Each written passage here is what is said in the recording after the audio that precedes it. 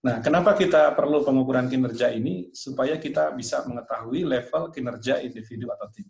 Jadi, ketika kita sudah menetapkan sasaran, tapi membiarkan orang begitu saja tanpa pemantauan, monitoring, pengukuran, maka sama saja dengan membiarkan kinerja tidak berjalan sesuai dengan harapan kita. Ya, begitu banyak organisasi yang mereka begitu bersemangat di dalam raker, di dalam penetapan proker dan lain-lain, gitu ya. Tetapi tidak berjalan apa yang mereka harapkan itu. Kenapa? Karena mereka tidak melakukan monitoring terhadap kinerja. Nah, pemimpin itu harus menjadi orang yang concern atau yang serius di dalam memantau pergerakan kinerja ini. Ya, ada sebuah prinsip di dalam manajemen, apa yang akan diukur akan dikerjakan. Ini adalah sebuah prinsip yang terbukti gitu ya. Kalau kita meminta orang untuk melakukan sesuatu, gitu ya. Contoh yang paling sederhana adalah meminta anak kita misalkan mengerjakan sesuatu, ya, misalkan mengerjakan tugasnya atau meminta mereka membaca buku, gitu ya. Lalu kita membiarkan mereka begitu saja, tidak memantaunya, kemungkinan besar mereka tidak melakukannya, gitu ya. Kita perlu melihat apakah apa yang kita minta itu dilakukan atau tidak. Nah, ternyata untuk orang dewasa hal-hal semacam ini juga ada yang mereka tidak memerlukan pemantauan lebih lanjut, gitu ya. Ketika orang dewasa dikasih suatu tugas, maka mereka akan kerjakan, gitu ya. Tapi dalam kasus yang saya hadapi di banyak organisasi perusahaan, kalau kita tidak melakukan monitoring atau pengukuran, maka orang juga cenderung menganggap bahwa apa yang diminta untuk dilakukan itu dipandang oleh mereka tidak terlalu penting, ya. Sehingga pas kita menanyakan bagaimana yang kemarin saya minta udah dilakukan atau belum, jawabannya adalah aduh maaf Pak, belum Pak, belum sempat Pak, gitu ya. Nah, itu ini yang sering saya dapatkan kasus-kasus di organisasi yang pernah di coaching sama saya, gitu ya. Jadi kalau kita melakukan pengukuran dan pemantauan kinerja, cenderung orang akan menganggap bahwa hal itu memang betul-betul penting dan diperhatikan oleh organisasi maupun pemimpin, sehingga mereka merasa perlu untuk melakukan hal itu, gitu ya. Jadi dari sisi keikhlasan beramal atau keikhlasan bekerja, kita tetap ya meminta orang untuk mohon kalau bekerja itu karena ingin disaksikan Allah, bukan ingin disaksikan manusia, gitu ya. Kita ingin mereka mengejar mardotilah di dalam bekerja. Tetapi dari sisi manajemen, kita bantu mereka itu dengan cara berikhtiar memantaunya, gitu ya, memperhatikan kinerja mereka, gitu ya, supaya apa? Supaya mereka melakukan apa yang sudah disepakati berupa sasaran kerja itu. Nah, tapi di dalam pengalaman saya, banyak orang resisten terhadap pengukuran kinerja ini. Kenapa? Satu, pengukuran kinerja itu yang dilakukan biasanya kurang valid dan tidak objektif. Tidak menggambarkan kinerja yang sebenarnya. Nah, sebagian besar organisasi banyak mengukur hal-hal yang kadang-kadang diukur secara subjektif saja. Contoh misalkan, ketika kita mengukur perilaku atau kompetensi karyawan. Misalkan tingkat kemampuan komunikasi karyawan, kerja teamwork-nya bagaimana, kerja timnya, amal jama'inya bagaimana, kemudian misalkan tingkat inisiatifnya seperti apa, jawabannya tadi yang skala 1 sampai 4 misalkan. Akhirnya di situ juga bermain faktor perasaan dari pemimpin dalam menilai. Jadi yang dinilai itu menurut dia misalkan baik-baik nilainya, kalau menurut dia orang ini bermasalah dengan saya, ada konflik, ada ketidaksukaan antara kami berdua, nah ini nilainya bisa jadi jelek, gitu ya. Sehingga terjadi penilaian yang tidak objektif, sangat subjektif. Ini kalau kita berusaha menilai perilaku atau kompetensi karyawan. Nah, tapi sebetulnya penilaian ini sah-sah aja dilakukan oleh para leader atau para manajer, karena memang mereka punya hak untuk menilai karyawan seperti apapun yang mereka rasakan. Tapi penilaian yang jauh dari objektivitas, tidak sesuai dengan kenyataannya. Nah, ini yang membuat orang menjadi negatif sama penilaian kinerja atau yang disebut dengan performance appraisal, gitu ya. Mereka nggak suka dinilai, gitu. Ya. Kemudian yang kedua, seringkali pengukuran kinerja itu digunakan bukan untuk meningkatkan kinerja, tapi untuk memasukkan ke kotak karyawan-karyawan bermasalah. Jadi niat kita menilai kinerja itu sudah salah, gitu. Bukan untuk membangkitkan produktivitas orang, tapi untuk saya ingin misalkan mengurangi jumlah karyawan. Siapa saja orang yang kinerjanya tidak sesuai harapan, maka akan saya rumahkan atau akan saya PHK, gitu ya. Jadi kebanyakan penilaian kinerja dilakukan di organisasi bukan untuk meningkatkan kinerja, tapi untuk menyingkirkan orang-orang yang dianggap bermasalah, sehingga penilaian ini pun bernuansa politis gitu ya. Tidak membuat orang bersemangat bekerja, ya, tapi justru membuat orang down. Nah, yang ketiga, ada beberapa perusahaan yang melakukan penilaian ini dengan cara membuat karyawan itu dimonitor terus-menerus, dipasangin CCTV di ruangannya gitu ya, kemudian dipantau terus-menerus, dilihat terus-menerus. Ini juga membuat orang tidak nyaman, karena seolah-olah seperti tidak dipercaya untuk melakukan kinerja yang diharapkan. Saya pernah mendapat pengaduan dari seorang manajer di sebuah BUMN. Capek Pak, saya ikut sebuah acara asesmen, kegiatan saya di ruangan kerja saya, dia manajer gitu ya di BUMN itu, dari jam 8 pagi sampai jam sore itu di asesmen oleh psikolog. Dia melihat saya melalui CCTV, itu saya rasanya seperti di penjara katanya. Jadi apa saja kegiatan saya sehari-hari itu dinilai sama dia. Kalau pada hari itu saya lebih banyak berada di depan komputer daripada bertemu dengan orang, maka saya dianggap sebagai manajer yang tidak capable katanya.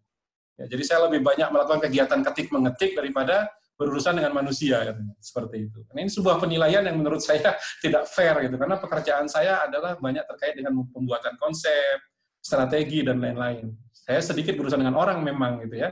Saya berurusan dengan orang ketika saya memang membutuhkannya. Ya. Nah, ini pengukuran yang memang tidak enak ya, membuat orang dipantau terus-menerus gitu ya. Ini yang akan kita siasati di dalam bagaimana kita mengukur kinerja secara efektif. Ya. Nah, pengukuran ini sebetulnya tugas siapa? Memang secara umum pengukuran ini adalah tugas para pemimpin, ya. Tapi di perusahaan atau organisasi yang sudah maju, pengukuran ini nanti bisa dilakukan oleh orang itu sendiri atau oleh SDM itu sendiri. Kok bisa demikian? Karena gini, orang yang mengukur kinerjanya sendiri cenderung akan merasa memiliki target itu. Ya, mereka cenderung akan berkepentingan untuk mencapai target itu, karena mereka menilai sendiri sebaik apa mereka bekerja. Nah, dalam perusahaan atau organisasi yang sudah seperti itu, maka tugas pemimpin nanti adalah hanya melakukan approval aja, persetujuan. Oh iya, karyawan ini menilai dirinya nilainya 90% dari pencapaian seluruh KPI. Menurut saya itu udah benar. Dia kekurangannya di sini dan di sini. Ya kan? Nah, kalau kata manajernya, oh ini salah nih penilainya, dia terlalu menjelek-jelekkan dirinya sendiri atau terlalu membagus-baguskan penilaiannya sendiri. Nah, jadi manajer nanti yang akan mengajak diskusi karyawan tersebut, nih penilaian kamu kurang objektif nih. Kalau menurut data yang saya lihat, pencapaian kamu cukup bagus di sini. Nah, seperti itu. Ya, nah untuk masalah ini, apakah di STIBA kita akan menerapkan orang menilai diri mereka sendiri atau pemimpin yang menilai orang-orang di bawahnya? Nah, ini terpulang nanti kepada kapasitas dari semua SDM yang ada di STIBA. Ya, kalau memang memungkinkan karyawan kita menilai diri sendiri, lalu manajer yang melakukan approval atau leader yang melakukan approval, maka itu bisa kita terapkan. Tapi kalau tidak bisa, kayaknya nanti bakal terlambat itu pengumpulan penilaian per orang kalau diserahkan pada SDM gitu ya. Harus leader yang melakukannya, Pak Bambang. Nah, kalau memang situasinya seperti itu, berarti leader yang mungkin harus melakukan. Mungkin tahun depan baru bisa para karyawan menilai diri mereka sendiri. Jadi proses ini saya kembalikan kepada kebutuhan atau kemampuan kapasitas dari SDM kita sendiri di STIBA. Ya. Nah, bentuk penilaiannya itu seperti apa? Itu kira-kira bentuknya seperti ini. Ya. Jadi, di sini ada format yang disebut dengan KPI Based Performance Appraisal. Jadi, setiap karyawan nanti pencapaian kinerjanya itu ada di KPI Based Performance Appraisal ini. Kita lihat di situ, di kolom paling kiri ada KRA dan KPI. Tadi kan para leader menerapkan KRA dan KPI ya, jadi dimasukkan ke sana semua. Kita lihat di situ, di dalam contoh ini ada sales, ada jumlah leads, jumlah calon pelanggan baru, ya leads itu. Kemudian jumlah penawaran baru, ini sepertinya KPI seorang marketing ya. Kemudian jumlah presentasi dalam 1 bulan, kemudian kehadiran dalam coaching. Nah, di situ nanti di kolom berikutnya ada realisasi dan target. Ya, kita cukup memasukkan nanti angka realisasi sesuai dengan kenyataannya saja. Nah, setelah realisasi itu kan ada target, berarti target sales-nya orang ini itu 5 miliar ya. Di situ tertulis 5 juta, tapi sebetulnya 5 miliar. Kemudian jumlah leads-nya 50, jumlah calon pelanggan barunya. Kemudian jumlah penawaran barunya 20, targetnya itu ya. Jumlah presentasinya 10, kehadirannya dalam coaching 100%. Nah, nanti pencapaiannya, realisasinya, ini sesuai dengan data kerja yang kita punya aja. Sesuai dengan kenyataannya. Makanya KPI Based Performance Appraisal ini betul-betul penilaian berbasis kinerja, ya, yang bisa dikuantifikasi, yang bisa dihitung, gitu ya. Jadi kita tidak bisa melakukan penilaian terhadap kinerja yang tidak bisa dihitung atau dikuantifikasi, ya. Jadi betul-betul angka yang kita masukkan di sini bisa berbentuk persen, bisa berbentuk rupiah, bisa berbentuk angka mentah saja seperti 48, 28. Nah, nanti setiap KRA KPI ini akan dikaitkan dengan bobotnya masing-masing. Ya, bobot ini kalau dijumlahkan, kita lihat di kolom ketiga itu bobot. Kalau dijumlahkan itu jumlahnya harus 100. Kenapa? Karena kita ingin mendapatkan penilaian kinerja karyawan dengan skala 100. Artinya karyawan dengan nilai 100 atau lebih, maka dia disebut outstanding performer. Itu keterangannya di bawah ya. Jadi karyawan dengan skor di atas 100 atau sama dengan 100 itu kategorinya outstanding performer atau karyawan-karyawan yang kinerjanya di atas rata-rata, ya, outstanding. Nah, di sini kita lihat sales itu bobotnya paling tinggi 30, jumlah leads 20, jumlah penawaran baru 20, jumlah presentasi 20, dan kehadiran dalam coaching 10. Bagaimana kita menentukan bobot ini? Bobot ini bisa menggunakan dasar dua hal. Pertama, dari tingkat prioritasnya. Kalau itu prioritas tinggi, maka bobotnya harus tinggi. Kemudian kedua, bobot itu dari tingkat kesulitannya. Kalau suatu KRA KPI itu sulit, maka bobotnya tinggi. Ya. Tapi yang lebih sering dipakai umum oleh klien saya adalah tingkat kesulitan. Makin sulit KPI itu, bobotnya makin tinggi. Ya. Makin mudah, maka bobotnya makin kecil. Ya. Nah, skor, angka skor itu didapat dari mana? Realisasi dibagi target dikali bobot. Jadi mudah ya. Misalkan di situ sales 4,5 juta, realisasinya targetnya 5 juta, berarti 4,5 juta dibagi 5 juta dikali 30, maka skornya adalah 27. Demikian seterusnya sampai didapatkan hasil akhir total skor 92,20. Nah, berdasarkan hasil ini, berarti dalam kasus ini karyawan kita memiliki pencapaian target yang kurang bagus, ya, masih belum achieve 100%, masih belum tercapai 100%. Karena nilainya masih 92,20, ya, demikian, ya. Jadi ini penilaian berbasis KPI namanya. Nah, ini yang akan dilakukan setiap minggunya dan setiap bulan oleh para pemimpin. Kenapa kita melakukan penilaian ini secara mingguan? Karena nanti ada kaitannya dengan coaching mingguan. Ya, kenapa coaching mingguan? Karena nanti ada kaitannya dengan bagaimana kita membantu orang-orang kita mencapai target yang diharapkan. Kalau kita melakukan penilaian hanya bulanan, penilaian pencapaian kinerjanya hanya bulanan, maka mereka sudah sampai di akhir prestasinya. Maksudnya, target bulan ini tidak tercapai, ya sudah gitu, tidak bisa diapa-apakan lagi gitu ya. Tapi kalau secara mingguan dipantau kinerja karyawan ini dari minggu ke minggu dilihat pencapaiannya, maka kita bisa melakukan coaching untuk membantu mereka mencapai skor yang sesuai dengan harapan kita, yaitu 100. Artinya, semua KRA KPI mereka bisa dicapai dengan baik. Ya.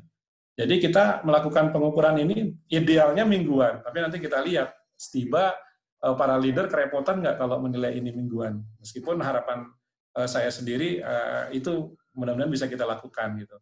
Makanya nanti idealnya satu orang pemimpin itu tidak menilai lebih dari 10 orang sebenarnya. Kalau udah di atas 10 itu sudah terlalu banyak ya.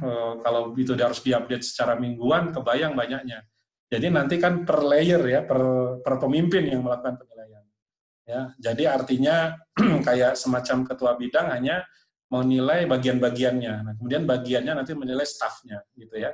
Jadi tidak misalkan kepala bidang atau wakil ketua menilai seluruh anggotanya yang ada di bidang itu, tidak. Ya. Jadi berdasarkan nanti strukturnya. Ya. Jadi pemimpin yang di atas menilai staf di bawahnya, seperti itu. Ya. Nah ini KPI based performance appraisal. Kemudian yang kedua ada penilaian yang kedua yang disebut dengan scoreboard. Ya. Nah scoreboard ini bagus diterapkan untuk pengukuran tim saja, tidak per individu. Jadi misalkan tim kita memiliki target yang memang harus ditampilkan setiap minggunya. Jadi ditampilkan di papan whiteboard. Nah tadi Ustadz siapa itu? Ahmad ya menyatakan apakah supaya orang merasa memiliki target ini harus dipasang gitu posternya di dinding gitu supaya orang tahu bahwa ini harus tercapai. Nah, yang dicantumin itu Ustadz bukan tupoksinya, bukan ininya, tapi ini pencapaian target KRA KPI-nya ini yang ditampilkan di dinding departemen kita. Ini bisa memotivasi tim kita untuk bekerja lebih baik untuk mencapai target-target yang diharapkan. Ya, jadi pakai gambar, ada diagram batang, ada grafik garis gitu ya. Bisa menggunakan tabel-tabel juga untuk pencapaiannya. Nah, ini bisa dipakai untuk memacu kinerja tim.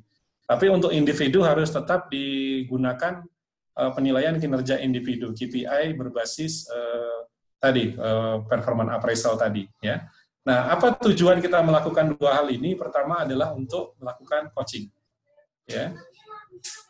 Pengukuran kinerja membantu kita melakukan coaching secara lebih efektif. Karena besok hari Kamis, lusa, ketika kita menjelaskan coaching, maka kita akan dihadapkan pada pertanyaan, apa yang harus saya coaching dari tim saya ini? Nah, yang harus kita coaching adalah tentu saja kinerjanya yang belum mencapai target gitu. Mana KRA KPI yang belum mencapai target kinerja yang diharapkan. Tadi seperti ada pertanyaan dari Ahwat, apakah kalau target tidak tercapai akan diganti atau bagaimana? Oh tidak, di coaching dulu. Ya, karena dengan di coaching berarti pemimpin membantu orang untuk mencapai target-target yang diharapkan. Ya, nah, bagaimana kita melakukan coaching kalau kita tidak punya data kinerja yang valid ya terkait kinerja orang-orang yang ada di bawah kita. Jadi update kinerja mingguan karyawan itu sangat penting karena kita nanti akan menerapkan pola coaching mingguan ya, bukan bulanan. Ya, bahkan ada sebuah BUMN yang menerapkan pola coaching tahunan ya. Kalau coaching dilakukan tahunan, apa yang bisa kita perbaiki dalam waktu 1 tahun? Orang dalam waktu 1 tahun berarti sudah banyak sikap dan perilakunya yang tanda kutip menyimpang ya dari apa yang kita harapkan. Terlalu banyak yang harus dibenahi kalau 1 tahun sekali. Tapi kalau 1 minggu sekali kita meng-coaching orang, kita bisa mengoreksi sikap atau perilaku yang tidak tepat yang membuat seseorang itu keluar dari target kinerja yang kita harapkan. Jadi masih ada proses untuk perbaikan. Ya, mungkin itu salah satu hikmah ya kenapa di dalam Islam ada sholat Jumat itu mingguan supaya mungkin kaum bapak-bapak ya salah satunya ya para ikhwah itu mendapatkan cas ya setiap minggunya ya supaya bersemangat. Makanya kalau di dalam pelatihan dai dan khotib itu selalu ditekankan oleh para trenernya, kita sebagai khotib betul-betul harus bisa memotivasi orang saat sholat Jumat itu karena bisa jadi yang hadir itu adalah orang yang sekali-kalinya ikut kajian pada saat Jumatan saja ya. Jadi itu proses mengecas ya mingguan ya.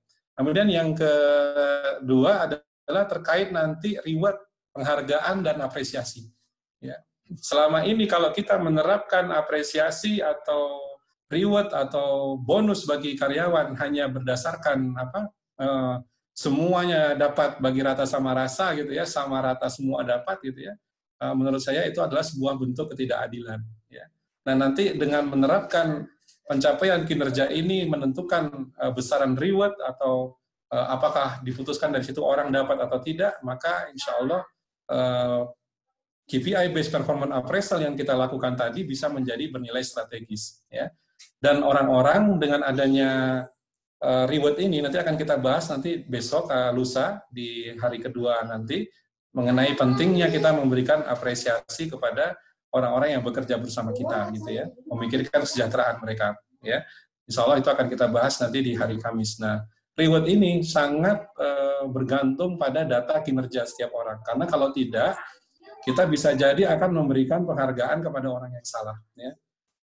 Artinya orang tanpa prestasi malah diberikan reward yang besar, bahkan orang yang berprestasi malah tidak diberikan penghargaan yang sesuai dengan apa yang telah mereka lakukan. Nah ini kan sebagai sebuah bentuk ketidakadilan yang sayang sekali kalau sampai lembaga kita melakukan hal semacam itu. Nah, dengan adanya KPI based performance appraisal ini, pemberian apresiasi mudah-mudahan bisa menjadi lebih adil sesuai dengan kontribusi atau kinerja orang di dalam organisasi atau perusahaan kita. Ya. Nah, ini mungkin di sesi kedua yang bisa disampaikan. Dalam masalah ini kita memang membutuhkan banyak diskusi. Saya yakin di Setiba sudah ada ya sistem penilaian kinerja yang berjalan di sana. Nah, itu seperti apa gitu ya, dan apa yang dirasakan oleh para leader yang hadir di pertemuan ini mengenai sistem penilaian kinerja yang sudah berjalan di lembaga kita saat sekarang ini. Silakan waktu dan tempat kalau ada yang mau ditanyakan. Ya, silakan. Silakan Pak Moderator.